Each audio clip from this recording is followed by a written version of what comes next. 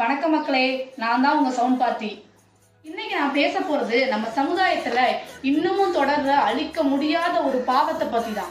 நம்ம இந்தியாவில வரதட்சணை கேட்பதும் கொடுப்பதும் சட்டப்படி குற்றம். ஆனாலும் ஒவ்வொரு நாளும் ஒரு பெண் வரதட்சணை கொடுமையினால அவமானப்படுறா, சில நேரங்கள்ல உயிரிழக்கிறா.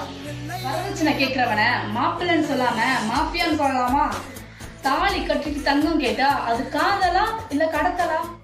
கல்யாணம் பாசத்தின் அடையாளமா தான் இருக்கணுமோ தவிர ஒரு பொண்ணோட வாழ்க்கையை அழிக்கக்கூடிய கொடுமையா இருக்கக்கூடாது. வரதட்சணை பெண்களின் வாழ்க்கையை அழிக்கக்கூடிய ஆயுதமா மாறிட்டு. சீர்வரிசை கேட்பது, கொடுமை செய்வது, மிரட்டுவது இதெல்லாம் சட்டப்படி குற்றம். சட்டங்கள்லாம் ஒரு பக்கம், மௌனம் மட்டும் இன்னொரு பக்கம் பெருங்குற்றம்.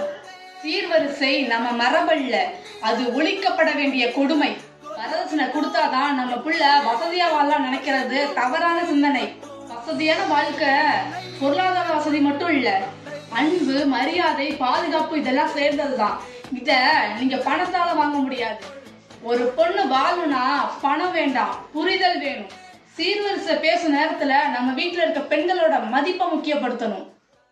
நம்ம வீட்டுல இருக்க பெண்களுடைய வாழ்க்கைய பணத்தால வாங்க வேண்டிய அவசியம் இல்லைன்னு உணர்த்தணும். இன்னைக்கு எங்கேயோ ஒரு பொண்ணுக்கு நடக்கிறது நாளைக்கு நமக்கா கூட இருக்கலாம், நம்ம வீட்டுல உள்ள பெண்களுக்கா கூட இருக்கலாம். அதனால வரதட்சணை இல்லைன்னு சொல்லுவோம், பெண்களின் தரத்தை உயர்த்துவோம்.